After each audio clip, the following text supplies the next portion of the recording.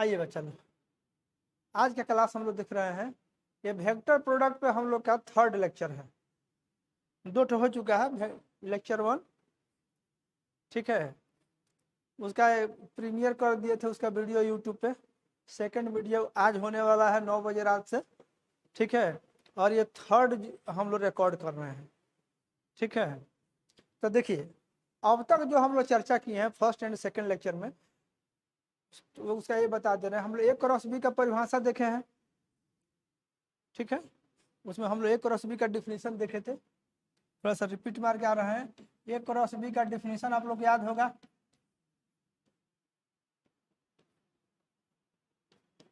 ए का magnitude into B का magnitude into sine theta into N cap.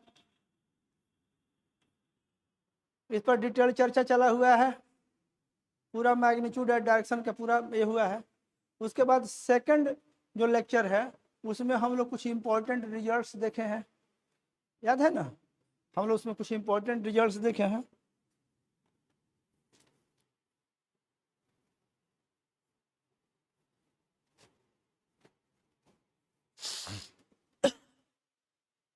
Important result में जैसे पहले तो उसका स्पेशल केसेज देखे, याद है। स्पेशल केसेज के बाद हम लोग देखें कि उसके प्रॉपर्टीज ऑफ क्रॉस प्रोडक्ट देखें। उसके बाद सब इम्पोर्टेंट रिजल्ट्स देखें। उन इम्पोर्टेंट रिजल्ट्स को बताने क्रम में एक सबसे इम्पोर्टेंट जो पॉइंट था उसका नाम था right hand frame of reference. तो हम लोग right hand frame of reference पे काम किए। Right hand frame of reference में क्या था, आपको बोले थे कि एक्स एक्सिस और वाई एक्सिस आप सेलेक्ट कर लीजिए। एक्स के पॉजिटिव डायरेक्शन से वाई के पॉजिटिव डायरेक्शन की ओर एक राइट हैंड स्क्रू को या राइट हैंड थंब को एक्स एंड वाई के प्लेन पर रख करके एक्स से वाई की ओर स्मॉलर एंगल से इसको मोड़िए। जिधर नेचुरल टर्निंग है स्मॉलर एंगल से एक्स के से वाई की ओर मोड़िए। तो जिधर आपका अंगूठा है अगर उसी डायरेक्शन में आपका जेड एक्सिस है तो ऐसा frame right hand frame of reference कहलाता है। इसका डिटेल्ड चर्चा हम लोग के सेकेंड लेक्चर में है, मतलब वेक्टर प्रोडक्ट के सेकेंड लेक्चर में इसका डिटेल चर्चा है। तो हम लोग याद रखेंगे कि जो भी हम लोग आई क्रॉस जे क्रॉस के वगैरह पढ़ते हैं ये सब एक right hand frame of reference में होल्ड करेगा। ये स्ट्रिक्टली आपको ध्यान देना है, लेफ्ट हैंड फ्रेम के लिए वो नहीं है।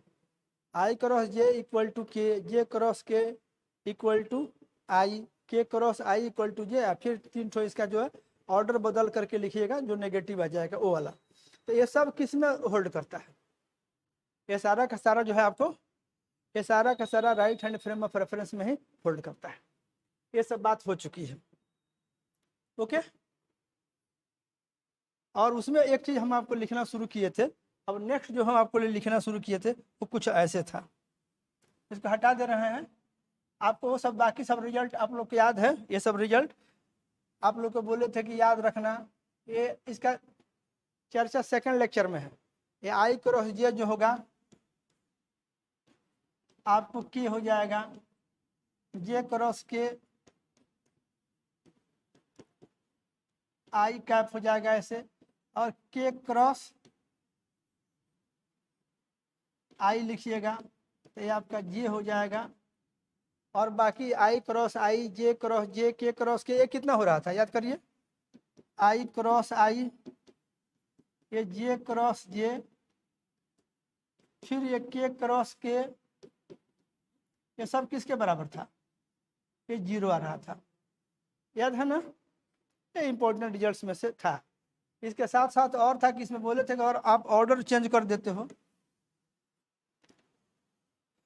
और इसको याद करने के लिए एक तरीका बताए थे आप लोग को, जस्ट रिवाइज करा दे रहे हैं कि आप ऐसे एक सर्कल बना लीजिए। इसमें आप लिख लीजिए आई, देन जे, देन के। आई से जे की ओर, जे से के की ओर एंड के से आई की ओर जाइएगा ऐसे साइक्लिक ऑर्डर में। तो सब पॉजिटिव आएगा। जैसे आई क्रॉस जे करिएगा तो आपको के आएगा। आज जे क्रॉस आई करिएगा इसके उल्टा डायरेक्शन में जाइएगा, ये एरो मार के उल्टा डायरेक्शन में जाइएगा तो उसमें आप लिखिएगा माइनस के। जस्ट रिपीट कर रहे हैं। अगर आप आई क्रॉस जे करिएगा तो के, आज जे क्रॉस आई करिएगा तो माइनस के। आप जे क्रॉस के किए इस ऑर्डर में गए, जे क्रॉस के किए तो आई, देखिए के क्रॉस आई किए तो जे, उल्टा करिएगा आई क्रॉस के करिएगा तो माइनस जे, के क्रॉस जे करिएगा तो माइनस आई। ये आप लोग को याद रखना था ये रिजल्ट। उसके बाद का जो बात हम किए थे जो हम लोग के लिए इंटरेस्टिंग था वो था कि ऐसे देखिए, वो भी एक स्पेशल, ये 4 नंबर पॉइंट में शायद हम लोग बात कर रहे थे। तो ये ऐसे था, ये सम इम्पोर्टेंट रिजल्ट्स जो हम लोग देख रहे थे, सम इम्पोर्टेंट रिजल्ट्स था, ऐसे हम लोग देख रहे थे सम इम्पोर्टेंट रिजल्ट्स।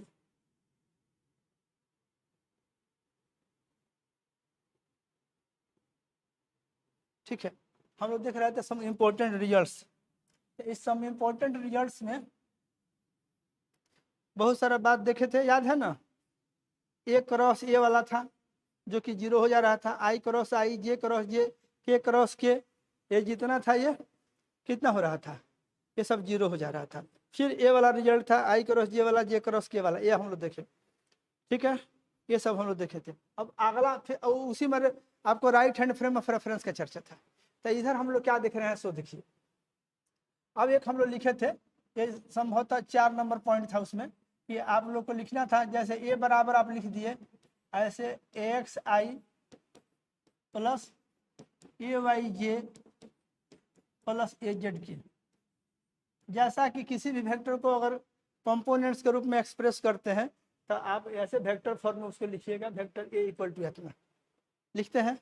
उसी तरह से यहाँ ऐसे लिखिए, लेट करके लिख लीजिए, let vector A equal to इतना एंड वेक्टर बी लिखते हैं ऐसे।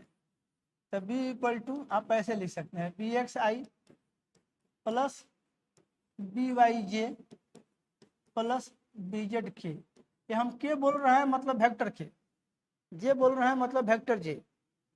अंडरस्टूड है, यूनिट वेक्टर्स हैं एक्स वाई एंड जेड के डायरेक्शन में। और हमेशा याद रखिए कि हम लोग जो भी बात बोलने जा रहे हैं एक right hand frame of reference में ही बोलेंगे।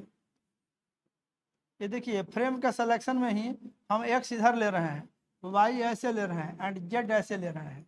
आप देखिए एक्स से वाई की ओर जाइएगा इस तरह से, ऐसे एक्स से वाई की ओर जाइएगा तो आपका जेड ऊपर की ओर हो रहा है, देख रहे हैं ना। ऐसे एक्स से वाई की ओर गए तो राइट हैंड थंब रूल के हिसाब से आपका जेड इधर होगा, ये राइट हैंड फ्रेम है। तो इसमें हम लोग अगर बात कर रहे हैं तो इस डायरेक्शन में हमारा यूनिट वेक्टर ये आई, फिर इधर हमारा ये जे, और फिर इधर हमारा जो है एक के है, ऐसे लिखेंगे।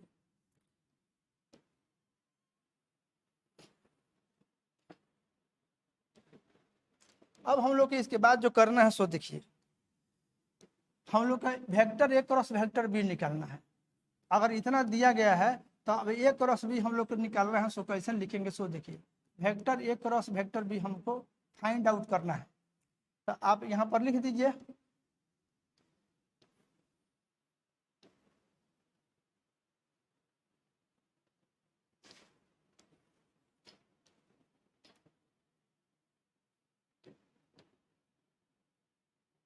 अब हमको लिखना है तो यहाँ क्या लिख लेंगे, ऐसे ए क्रॉस बी लिखना है, एक जगह पर पूरा लिख लीजिए इस तरह से, एक्स आई प्लस ए वाई जे प्लस ए जेड के।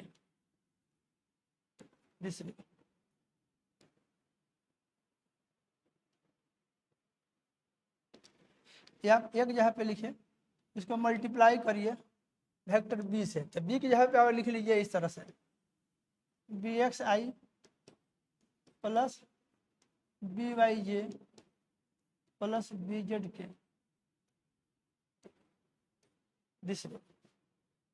समझ गया, ये पूरा हम लिख लिए इस तरह से।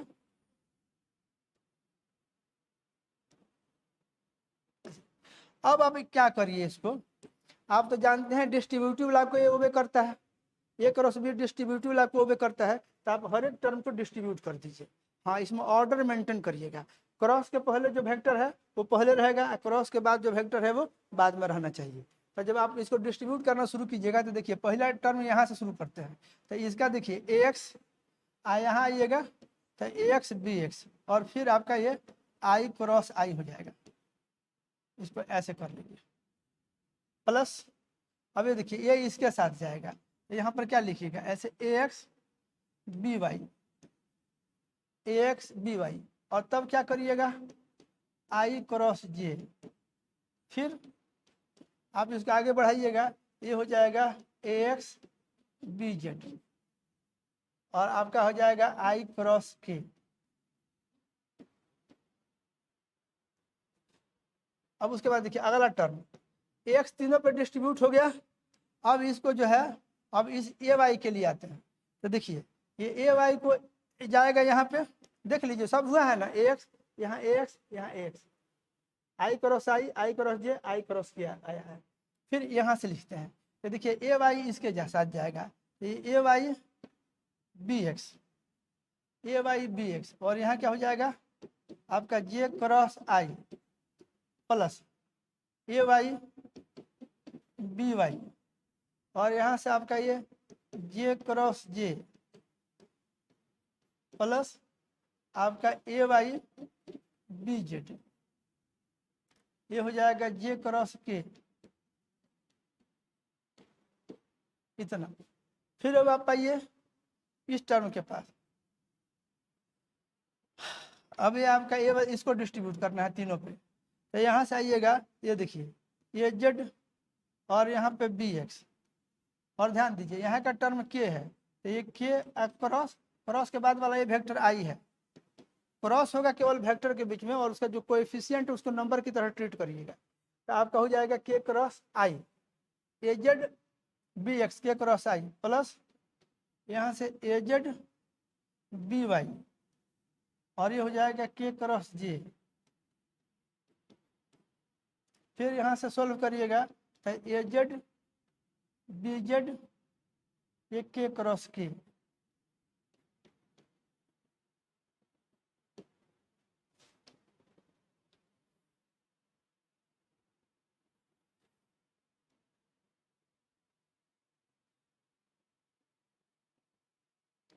अब आप लोग यहाँ देखिए इसमें टोटल 9 टर्म है, तो इसमें देखिए जहाँ जहाँ आई क्रॉस आई, जे क्रॉस जे, के क्रॉस के है, सब क्या हो जाएगा, सब जीरो हो जाएगा। आप यहाँ गौर करके देखिए, इसमें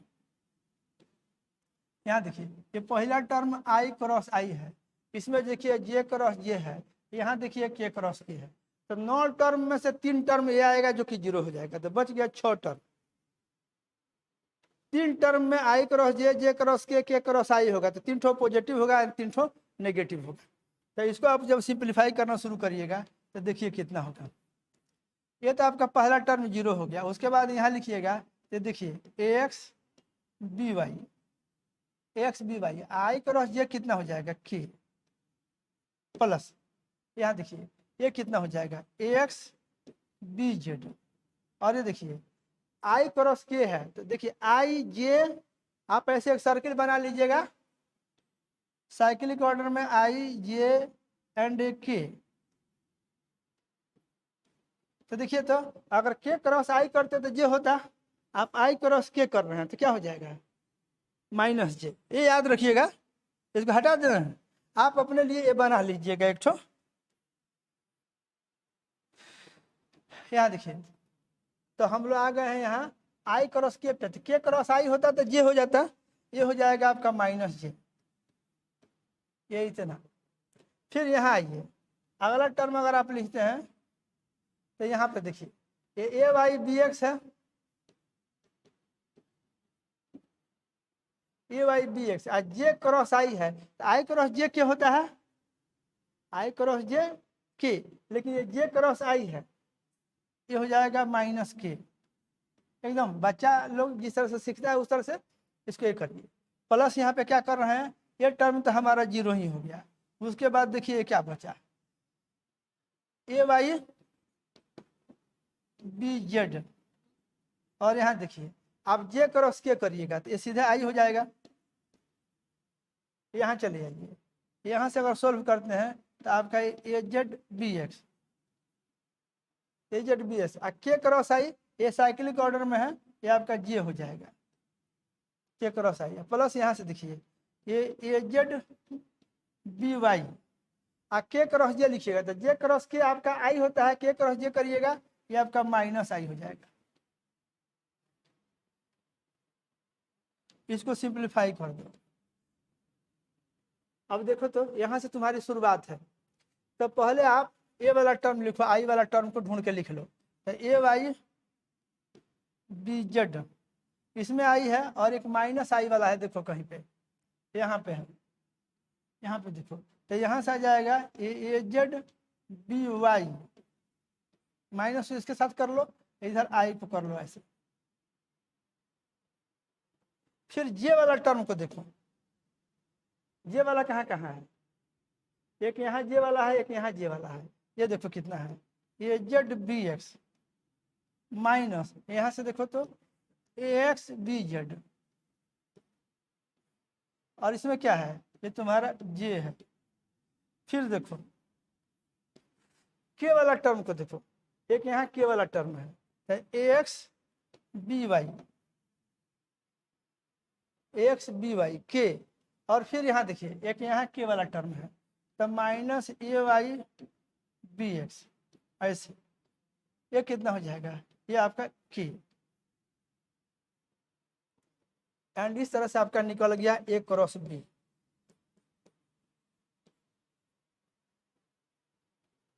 समझ पाए कि नहीं आप लोग, ये आप लोग को याद कर लेना है, इस ढंग से अपना लिख लीजिए, कोई दिक्कत।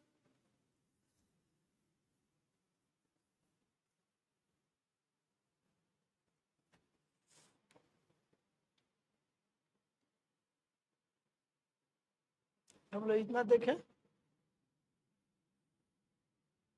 ऐसा करते हैं, इसको इतना को अगले पेज में कर दे रहे हैं।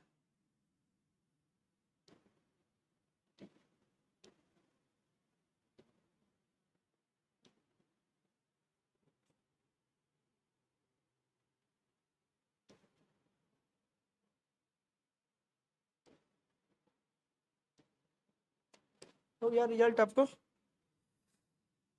अब देखिए आप फार्मूला याद कर करके इसको अगर करने का प्रयास करिएगा तो आपके लिए एक कठिन काम है।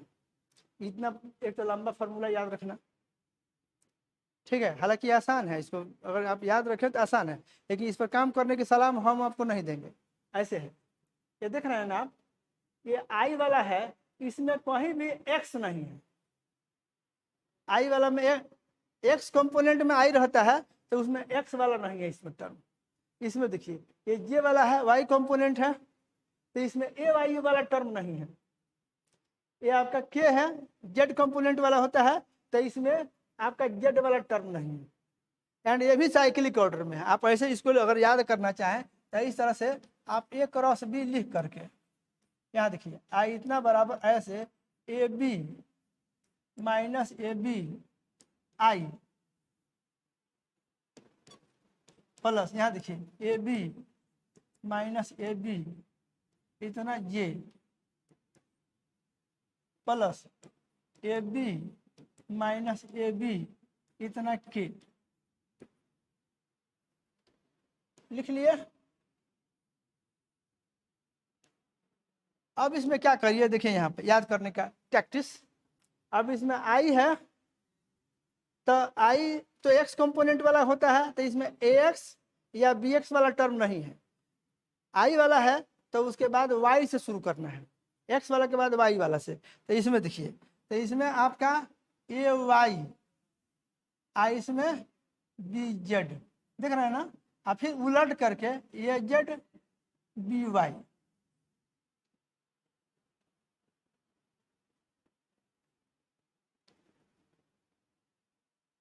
समझ गया। उसी तरह से इसमें ये वाला क्या है, ये जे वाला है, यानी इसमें वाई कंपोनेंट ए वाई वाला या बी वाई वाला टर्म नहीं रहेगा। तो जे के बाद माने ये जे है वाई वाला, वाई कंपोनेंट वाला, तो इसके बाद जेड से शुरुआत करोगे।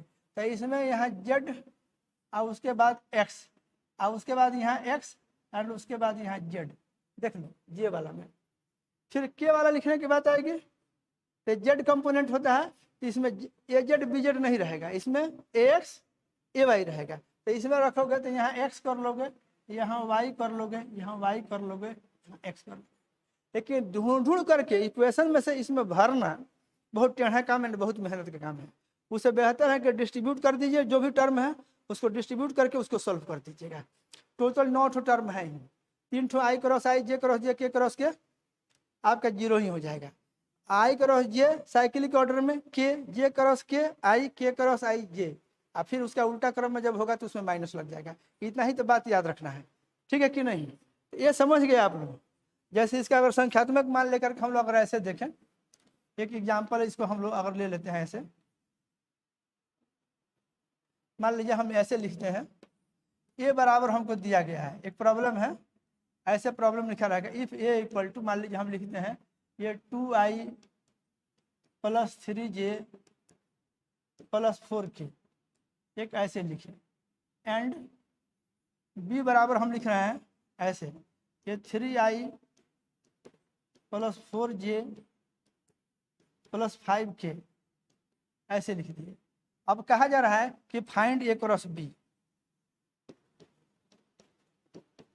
ये बड़ा कॉमन क्वेश्चन है, आप ए क्रॉस बी निकालिए। ओके, तो जब आपको ए क्रॉस बी निकालने की बात आएगी तो आप लगिएगा इसमें डिस्ट्रीब्यूट करके निकालिएगा। उस फार्मूला में हम वैल्यू रखने को नहीं सिखा रहे हैं, एक और टेक्निक है जिसको बाद में सिखाएंगे। तत्काल आप ए क्रॉस बी देखिए क्या चीज़ है, तो ए क्रॉस बी निकालना शुरू करिएगा। तो ये लिख लीजिए अपना, ये 2i + 3j + ये 4k, ये इतना, क्रॉस के बाद लिखिएगा 3i + 4j + 5k, लिख लिए। अब ये 3 ठो टर्म इसमें, 3 ठो टर्म इसमें, बीच में क्रॉस, क्रॉस के पहले वाला वेक्टर पहले, क्रॉस के बाद वाला बाद में, ऑर्डर मेंटेन करके रखना है। तो इसको अगर लिखना शुरू करिएगा तो देखिए इसमें 2 है, इसको इस टोटल को तीनों पर पहले डिस्ट्रीब्यूट करिए, तो गुणा करिएगा तो ये कितना हो जाएगा 6, 2 में 3 से गुणा कर दीजिएगा तो 6 आई क्रॉस आई, हालांकि ये जाकर 0 होने जा रहा है, आई क्रॉस आई प्लस ये 2 इस पे जाएगा तो कितना हो जाएगा 8 आई क्रॉस जे, डायरेक्ट लिख दें क्या, या एक बार लिख देते हैं ऐसे ही, आई क्रॉस जे, फिर ये जाएगा तो कितना हो जाएगा 2 से 5 में गुणा करो तो हो जाएगा 10, आई कितना हो जाएगा आई क्रॉस के प्लस, अब इसको करिएगा तो 3 से करिए तो कितना हो जाएगा 9 ये जे क्रॉस आई प्लस ये जाइए कितना होगा ये 12 जे क्रॉस जे प्लस यहाँ जाएगा 15, ये कितना हो जाएगा जे क्रॉस के। देख रहे हैं ना आप लोग, बोलो कोई दिक्कत है, कोई दिक्कत? फिर अब इसको आइए 4 से करिए तो कितना हो जाएगा 12 के क्रॉस आई प्लस ये कितना हो जाएगा ये 16 के क्रॉस जे प्लस इसमें गुणा करिए ये 20 के क्रॉस के,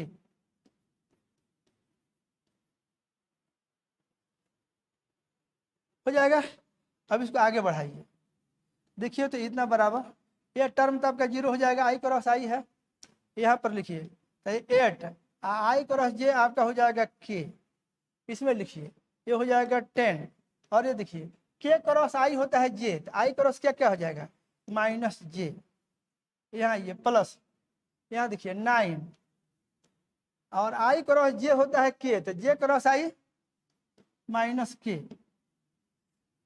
प्लस, यहाँ देखिए ये जे क्रॉस जे आपका 0 हो जाएगा प्लस ये 15, आज जे क्रॉस के हो जाएगा आपका आई, यहाँ ये प्लस ये 12, और देखिए के क्रॉस आई साइक्लिक ऑर्डर में है, ये हो जाएगा आपका जे प्लस ये 16 के क्रॉस जे, तो जे क्रॉस के होता है आई, के क्रॉस जे माइनस आई, और ये वाला टर्म आपका 0।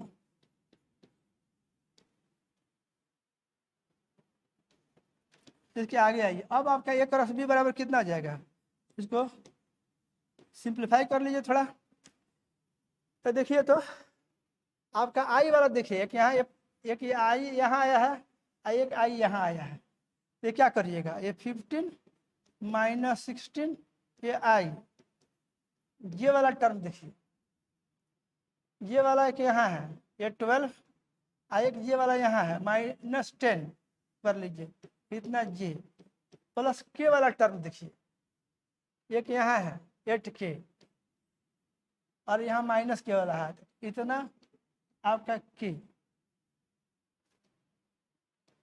इसको सिंप्लीफाई कर लिए 15 या 16 है माइनस, ये हो जाएगा -I। यहाँ कितना हो जाएगा 12 है प्लस 2J, यहाँ करिएगा -1K और ये कितना हो जाएगा इट विल बी और A cross B and this is your answer. इसको हटा ही दीजिए, ये आपका आंसर हो गया, A क्रॉस B का मान निकल गया। क्यों ठीक है?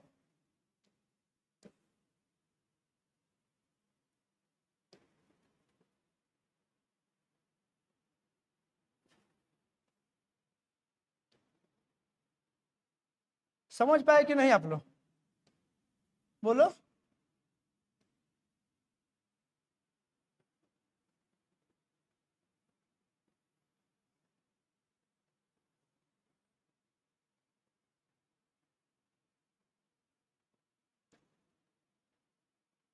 यहाँ से सॉल्यूशन लिखना शुरू किए हैं।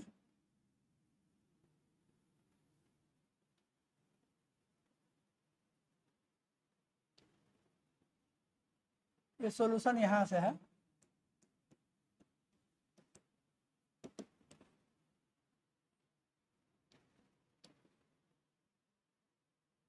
मेरा ख्याल आप लोग समझ गए।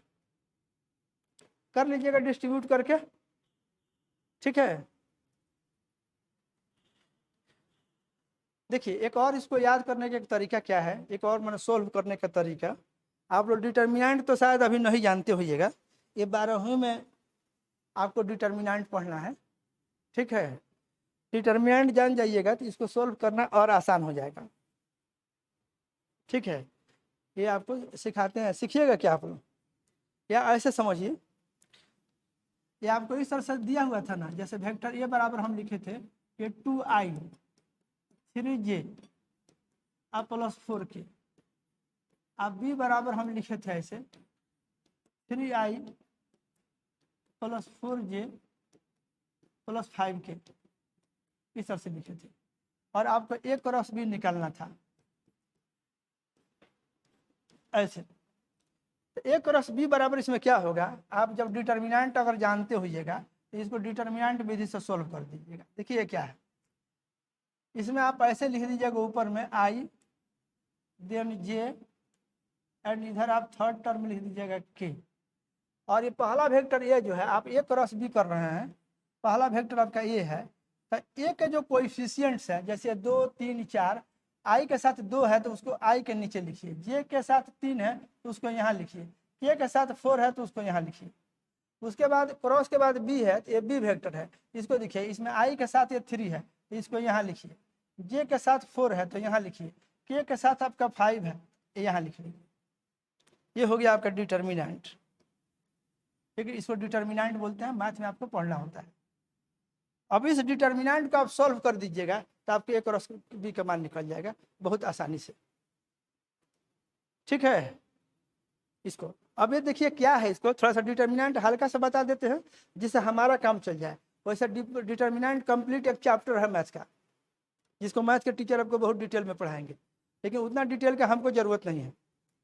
खाली अगर उसका टेक्निक आप समझ जाते हैं तो आपको इसको सोल्व करने में काफ़ी सहूलियत होगी, ठीक है। तो देखिए इसको हम आप लोग को सिखा दे रहे हैं हल्का में, इसको आसानी से आप सीख जाइएगा, ठीक है। जैसे मान लीजिए 9 ठो टर्म है, 9 ठो संख्या है, ठीक है, और उसको इस तरह से सजा करके रखा गया है, ऐसे 2 ठो लाइन खींच दिया गया है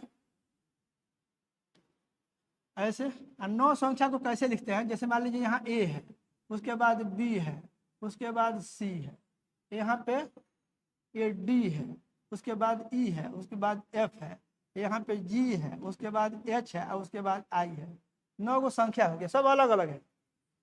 इसको ABC मैंने एक एक अंक नहीं पढ़िएगा, अलग अलग ये नंबर है, ABCDEF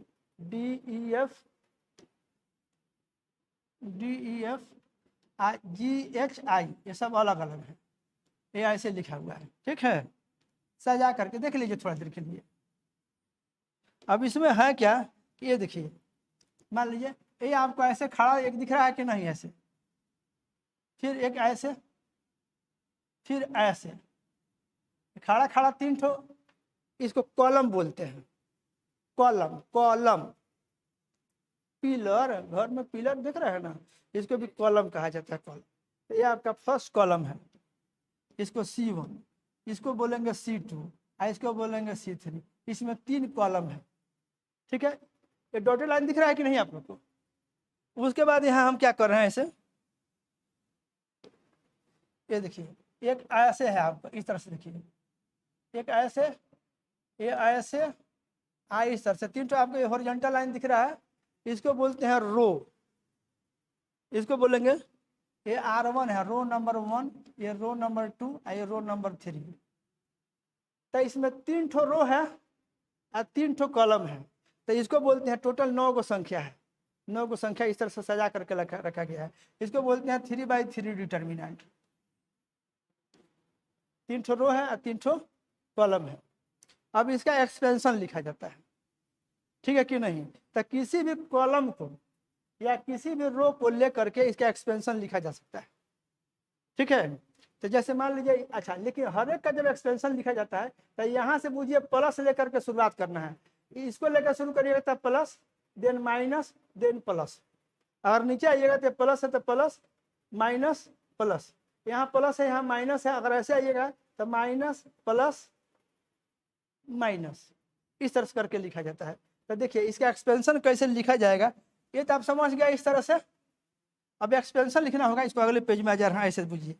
ये आपका ए, ये बी, ये सी, इधर डी, ई, एफ, जी, एच, आई, यही ना है। अब सपोज करिए हम इसको लेकर के, इस रो को लेकर के हम एक्सपेंशन लिखने जा रहे हैं, तो क्या तरीका है सो देखिए। जैसे इस रो को लेकर शुरू करिएगा तो पहला इसका अंक ए है ना, पहला नंबर ए है। तो अगर ए है तो इसको शुरुआत करना है ऐसे, इतना बराबर, माने इस डिटर्मिनेंट का वैल्यू निकाला जाता है। तो डिटर्मिनेंट का वैल्यू निकालने चलिएगा तो क्या करिएगा, यहाँ ए है तब आप लिख लीजिएगा प्लस ए, शुरुआत करने जा रहे हैं प्लस ए लिखिएगा। अब उसके बाद क्या करिएगा, जैसे ए है तो ए जिस रो में है सो रो, और ये जिस कॉलम में है सो कॉलम, इसको आप छोड़ दीजिए। और उसके बाद क्या करिए कि ए, अब उसके बाद ये जो 4 ठो संख्या जो आपको बच गया है, ए वाला रो एंड ए वाला कॉलम को छोड़ करके जो ये 4 ठो संख्या बच गया, इस 4 संख्या को इस तरह से लिख दीजिए, ई एफ एच आई लिख दिए। फिर अगला जब जाइएगा, ए के बाद आपका बी है, तो अब क्या करिएगा, ये जो है ए वाला आप यहाँ कर दीजिए, इसके बाद बी, तब बी वाला रो, अब बी वाला कॉलम को छोड़ दीजिए, ठीक है। बी वाला रो एंड बी वाला कॉलम को, इसको ऐसे हो गया। अब देखिए, अब अगला जब टर्म लिखिएगा तो यहाँ पर प्लस लिखे थे, आप बी को लेकर के लिखिएगा तो इसमें माइनस बी लिखिएगा, और उसके बाद ऐसे लिखिएगा। पहला लिखना था तो प्लस है, समझे कि नहीं? ये आपका ये first row and first column को छोड़ करके 4 ठो संख्या बचा था, इसको इस तरह से लिख लिए। और ये आपका जो बन गया, तो इसमें देखिए एक ये नया डिटर्मिनेंट है। इस डिटर्मिनेंट में 2 ठो संख्या, 2 ठो रो है ऐसे, ए और ये रो है और 2 ठो कॉलम है, तो ये 2x2 डिटर्मिनेंट बन गया। ये 3x3 था, अब ये इसको जब सॉल्व किए, सिंप्लीफाई किए, तो ये 2x2 डिटर्मिनेंट बन गया। उसके बाद इसके बाद हम इस बी पे आएंगे तो हमारा माइनस बी हो गया, ये माइनस बी है। अब उसके बाद क्या करेंगे, अब जब इसको लिखेंगे प्लस, उसके बाद यहाँ पर माइनस आएगा। अब उसके बाद ऐसे हम ले जा रहे हैं,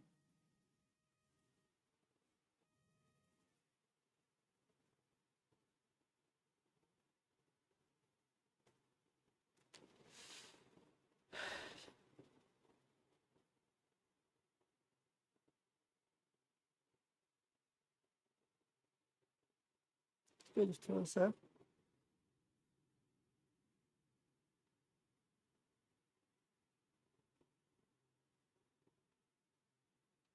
यहाँ देखिए, ये माइनस बी वाला हुआ। अब इस रो एंड इस कॉलम को छोड़ दीजिए, तब क्या बचेगा, देखिए जो पहले से पहले ही रहेगा, ये डी जी है।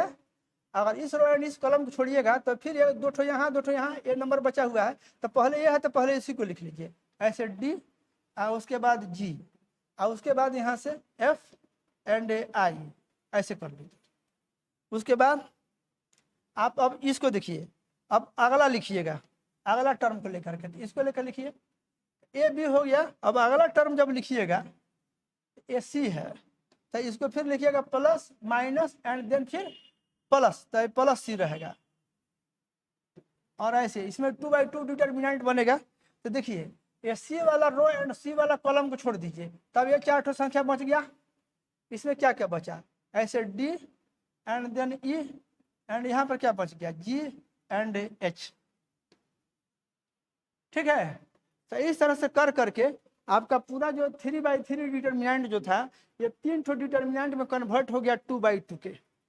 अब इसके बाद का क्या स्टेप होता है सो देखिए। इसके बाद का जो स्टेप है, जब इसको सॉल्व करने चलिएगा तो यहाँ पर ये प्लस ये और ये देखिए, इसमें क्या करिएगा कि इस तरह से गुणा कर लेना है, पहले इसको इसको ऐसे गुणा कर लेना है। तो यहाँ ई है एंड यहाँ आई है, तो गुणा कर लिए, तो ई आई गुणा कर लीजिएगा, माइनस अब माइनस करके ए वाला, इधर एच एफ है तो ये एच एफ कर लिए। उसके बाद ये माइनस बी, यहाँ पे क्या करिएगा फिर ए ऐसे, तो डी और आई है तो इसको गुणा कर लीजिए, तो डी आई घटाओ ए ऐसे, तो कितना हो जाएगा जी एफ, फिर प्लस सी, इसमें ऐसे कर लीजिए, तो डी और एच है तो डी एच माइनस ये कितना हो जाएगा, ये जी ई एंड ये आपका वैल्यू निकल गया। समझ पाए कि नहीं आप लोग, ये आपका ये सॉल्व कर दिए तो ये आपका फाइनल मान हो गया। मेरा ख्याल आप लोग बात को समझ गए, बोलिए नहीं समझे, कितना आसान है। इसको 1 मिनट के लिए फिर देख लीजिए।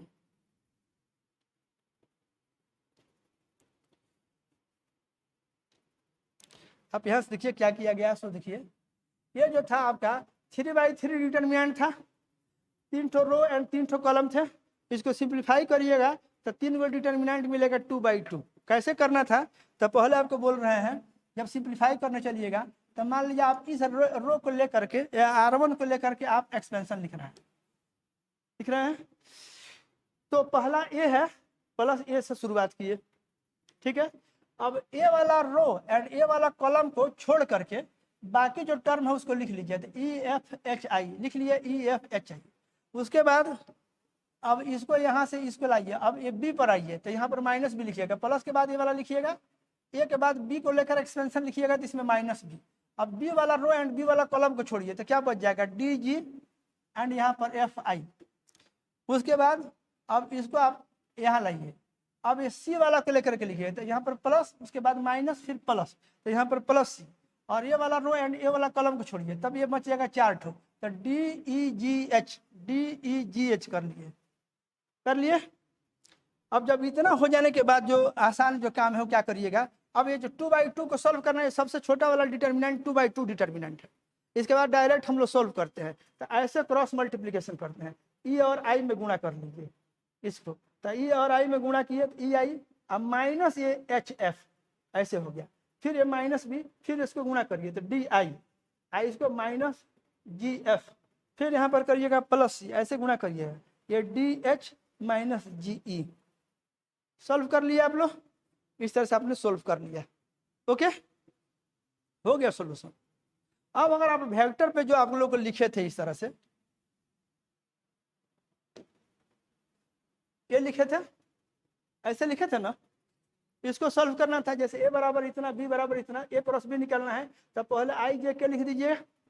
उसके बाद ये आई का कोएफिशिएंट 2 जो है आई के नीचे, फिर जे के नीचे 3, ये के नीचे 4 लिख दिए। उसके बाद क्रॉस के बाद बी है, तो उसके बाद में लिखिए आई के नीचे 3, जे के नीचे 4, के नीचे 5 लिख दिए। अब इसी डिटर्मिनेंट को आपको सॉल्व कर देना है, इसी को सॉल्व कर देना है। इसको हम लोग सॉल्व करने चल रहे हैं, तो देखिए कैसे सॉल्व करेंगे। तो आपको बोले हैं ये वाला रो लेकर के हम एक्सपेंशन लिखने चल रहे हैं, तो क्या लिखेंगे यहाँ पर प्लस आई लिख लिए। उसके बाद एक 2/2 डिटर्मिनेंट लिखेंगे, तो देखिए आई वाला रो एंड आई वाला कॉलम को छोड़िए और बाद जो बचा हुआ उसको लिखिए, तो क्या बचा हुआ है सो देखिए, ये 3 4 बचा हुआ है, 4 5। उसके बाद जे है तो यहाँ लिख दीजिए माइनस जे। अब फिर एक डिटर्मिनेंट यहाँ पर लिखिएगा,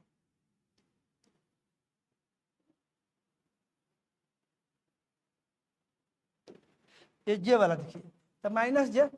तो अब आप क्या करिएगा, जे वाला रो एंड जे वाला कॉलम को छोड़िए ऐसे, तब देखिए क्या बचेगा, यहाँ 2 3 2 3 और यहाँ क्या बच जाएगा 4 5। उसके बाद क्या करिएगा, अब इस के पर लिखिएगा, ध्यान दीजिए, इसको प्लस, उसके बाद माइनस, फिर प्लस, तो यहाँ लिखिएगा प्लस के, प्लस के। तो ये अब के वाला कॉलम और के वाला रो को छोड़िए तो क्या बच जाएगा, 2 3 3 4 लिखा गया। ए वाला रो ए वाला कॉलम छोड़ दीजिएगा तो 2 3 3 4। अब इसको जब सिंप्लीफाई करिएगा तो देखिए क्या हो जाएगा, यहाँ से आई और ये गुणा करिए तो 4, ये कितना हो जाएगा, 3 और 5 में गुणा करिए तब 15। और उसके बाद ये वाला करिएगा ऐसे तो माइनस लिखिएगा, आज ये 4 4 में गुणा करिएगा तो 16 माइनस है आपका जे, और यहाँ गुणा करिए 2 और 5 में गुणा करिएगा तो 10, और घटाओ 4 और 3 में गुणा करिएगा तो 12। फिर यहाँ पर लिखिएगा 1 के, और यहाँ गुणा करिए 2 और 4 में गुणा करिए तो 8, अब माइनस 3 और 3 में गुणा करिएगा तो 9। इसको आप आगे लेगा तो कितना देखिए, तो 15 में से 16 गया तो -1 आएगा, तो यहाँ लिख लीजिए माइनस आई। और ये कितना 10 में से 2 गया -2, यहाँ आकर क्या हो जाएगा ये +2। और यहाँ देखिए 8 में से 9 गया -1 तो माइनस के। और आप देखिए तो इसके पहले जो डिस्ट्रीब्यूट करके आप बनाए थे तो उसमें एक रस भी इतना आया था कि नहीं, -i+2j -k आया था, पीछे वाला में देख लीजिए। जब हम लोग डिस्ट्रीब्यूट करके बनाए थे तो एक रस भी -i+2j -1k यानी के आया था। बोलिए, तो आप लोग का क्या लग रहा है, इसमें तो ज़्यादा टर्म आ रहा है, 9 टर्म से आप लग रहा है खेल रहे हैं, वहीं इधर प्लस माइनस हो गया तो गड़बड़ होने का स्कोप बनता है, लेकिन ये वाला में नहीं बनता है। ये वाला में तो कुछ करना ही नहीं है, सीधे आई जे एंड के लिख देना है ऊपर में।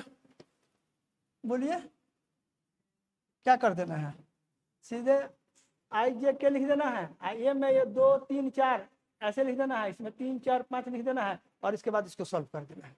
3 छोटा छोटा डिटर्मिनेंट बन जाएगा सेकंड ऑर्डर का, सिंप्लीफाई कर दीजिएगा आपका आंसर निकल जाएगा। मेरा ख्याल आप लोग समझ गए, इतना निकालने आ गया। अब इसमें देखिए इतना हो जाने के बाद क्रॉस प्रोडक्ट में हम चाहेंगे कि अब इसको खत्म ही कर दें। एक इसमें और छोटा सा थ्योरी बचा हुआ है, इसको बोलते हैं ए क्रॉस बी का ज्यामितीय अर्थ।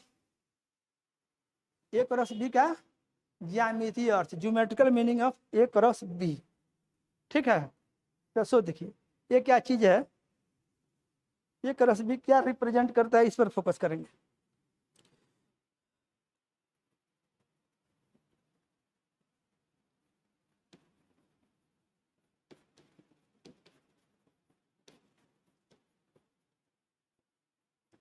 Geometrical meaning of A cross B.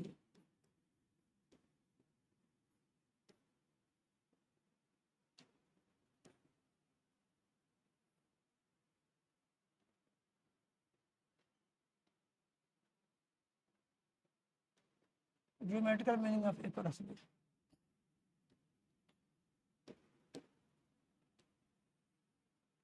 बहुत इजी है। सो देखिए,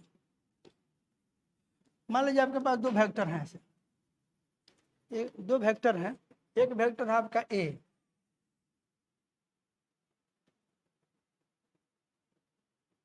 और दूसरा वेक्टर है आपका बी।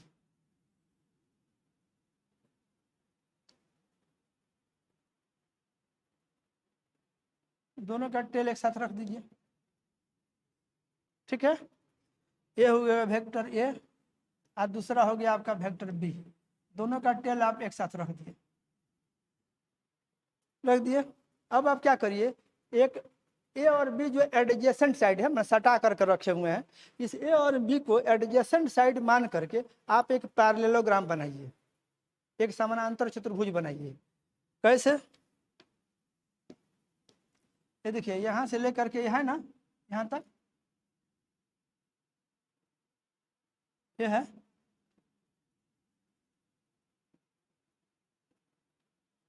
देख लो ये लाइन, इसका कलर बदल देते हैं तुम लोग की सुविधा के लिए।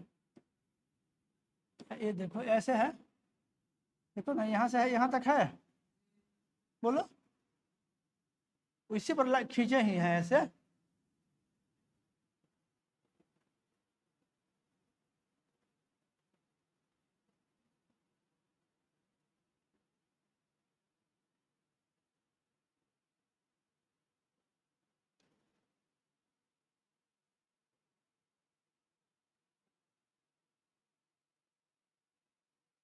क्या हो गया,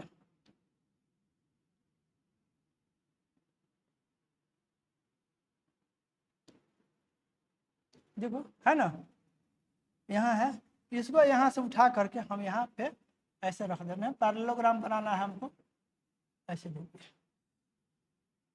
और फिर यहाँ से ले करके हमें यहाँ तक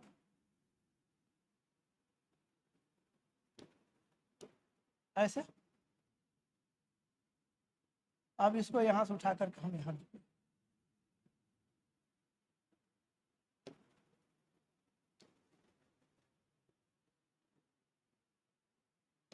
बन गया मेरा एक पैरेललोग्राम बन गया। ए और बी को एडजेसेंट साइड मतलब सटा हुआ नज़दीक का साइड मान करके हम लोग एक पैरेललोग्राम बना लिए। अब ये जो पैरेललोग्राम आपका बना, ये एंगल आपका थीटा दिया हुआ, देख लो ये एंगल तुम्हारा ऐसे थीटा दिया गया है, ए एंड बी के बीच का ये एंगल जो है तुम्हारा थीटा है, ठीक है। तो इस पैरेललोग्राम का जो एरिया होगा, इस तरह से अगर एक पैरेललोग्राम बनाते हैं, वेक्टर एंड वेक्टर बी को एडजेसेंट साइड मान करके अगर एक पैरेललोग्राम बनाएंगे तो उस पैरेललोग्राम का जो एरिया होगा, ये पैरेललोग्राम अगर बनता है आपका ऐसे, ये पी क्यू एम एन, ठीक, पैरेललोग्राम बना। इस पैरेललोग्राम का जो एरिया होगा ए क्रॉस बी के मैग्नीट्यूड के बराबर होगा, ए क्रॉस बी के मैग्नीट्यूड है ना, आपका जो ऐसे लिखते हैं ए क्रॉस बी का जो मैग्नीट्यूड होगा ये बराबर होगा एरिया किसका, parallelogram, parallelogram P Q M N, ये जो एरिया आपको जो दिख रहा है,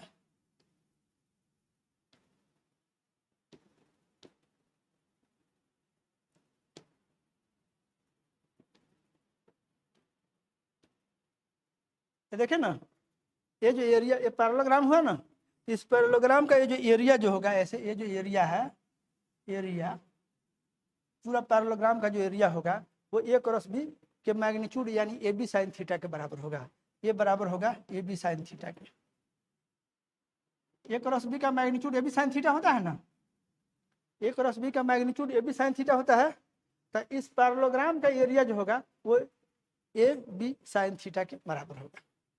अब आप कहिएगा कि सर एक कैसे, हाउ, ठीक है, तो इसको देखिए, इतना ये रिजल्ट हो गया। अगर आप रिजल्ट पे भरोसा करने वाला आदमी है तो सीधे याद करिएगा कि ए और बी दो वेक्टर हैं, ए एंड बी को एडजेसेंट साइड मान करके अगर एक पैरेललोग्राम बनाते हैं तो उस पैरेललोग्राम का जो एरिया होगा, वो पैरेललोग्राम जो पी क्यू एम एन बनेगा, इसका जो एरिया होगा वो एरिया ए क्रॉस बी का मैग्नीट्यूड यानी ए बी साइन थीटा के बराबर होगा, ठीक है।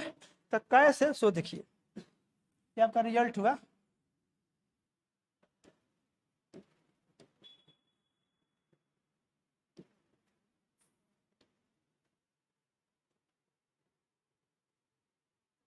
आप यहाँ देखो, ये आपको दिख रहा है,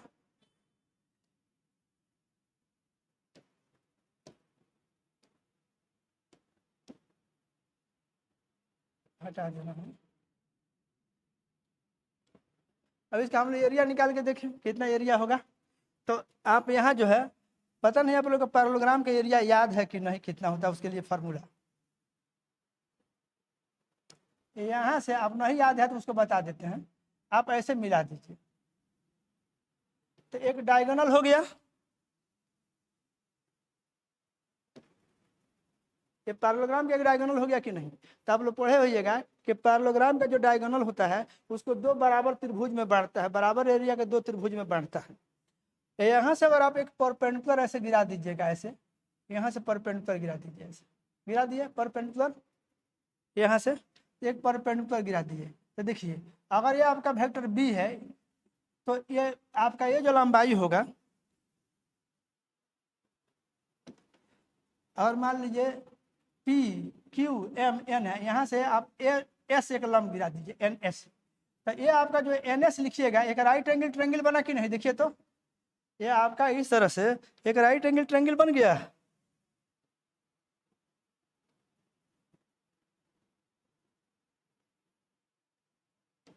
देखिए ना ये कैसे राइट एंगल ट्रायंगल बना कि नहीं, बोलना भाई हो।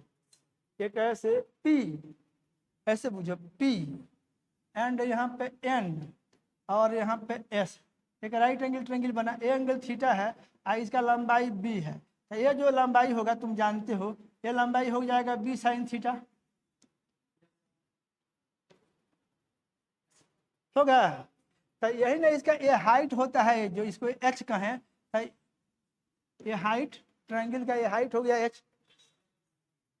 तो अगर एरिया लिखोगे, अच्छा जितना एरिया है ये है उतना ही एरिया ये है, तो पहले अगर इसको लिखोगे area triangle P Q N,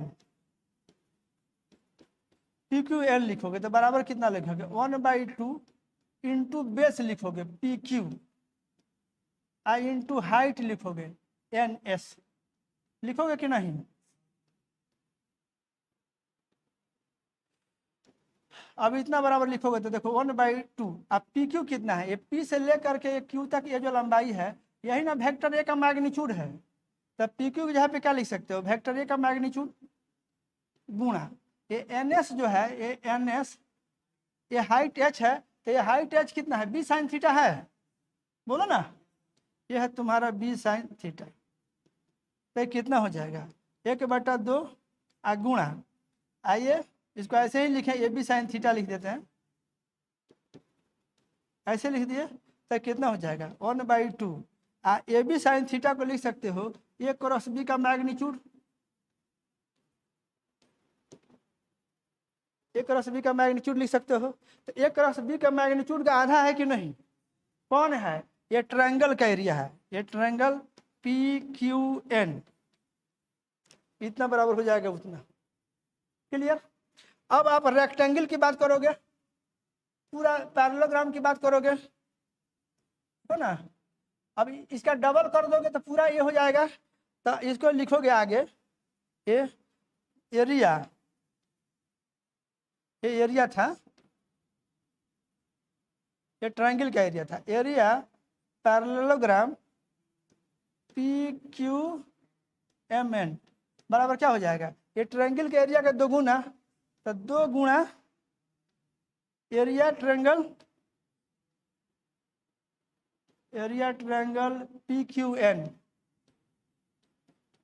बोलो तो कितना हो जाएगा, चाहे इसको ऐसे ही रहने दो, तो बराबर, अब 2 से गुणा करोगे ये हट जाएगा, तो कितना हो जाएगा 1/, ये 2 तो है ही, ऐसे लिख लो, ये 2 गुणा ये कितना आया है 1/2 ए क्रॉस बी का मैग्नीट्यूड। अब इसको सॉल्व करोगे तो कितना हो जाएगा, ये हो जाएगा ए क्रॉस बी का मैग्नीट्यूड, तो यही हो जाएगा एरिया ऑफ द पैरेललोग्राम। समझ गया कि नहीं। तो यही बात हम लोग यहाँ पर बोले थे, आप गौर करके देखें, तो ए क्रॉस बी जो है ये बराबर है एरिया ऑफ द पैरेललोग्राम।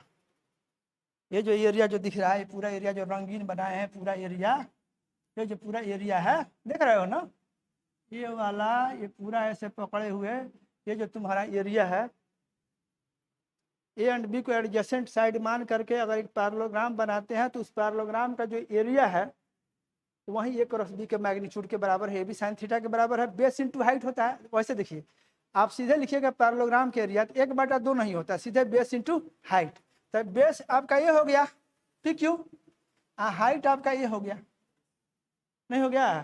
तो बेस आपका अगर ऐसे डायरेक्ट अगर आप लोग को फॉर्मूला याद रहता तो आप क्या लिखते हैं, बेस यानी पी क्यू, हाइट बराबर क्या लिखते हैं एन एस, एन एस। ये कितना लिखते हैं, पी क्यू डायरेक्ट लिखते तो फिर आपका पी क्यू कितना आ जाता है, ये ए के मैग्नीट्यूड के बराबर आता है, गुणा एस कितना हो जाता है, बी साइन थीटा आ जाता है। समझ गए कि नहीं? तो ऐसे भी आप सोच सकते थे अगर आप फास्ट सोचते हैं धीरे धीरे।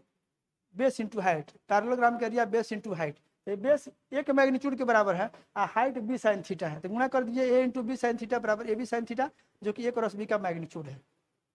समझ गया कि नहीं?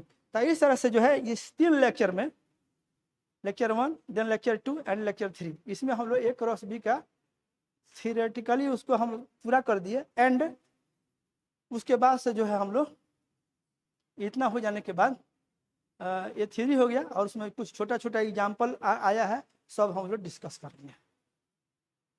समझ पाए कि नहीं आप लोग? आई होप सब लोग समझ गए। तो यहीं पर रोक देते हैं, तो वीडियो बहुत लंबा कोई देखता नहीं है। ओके।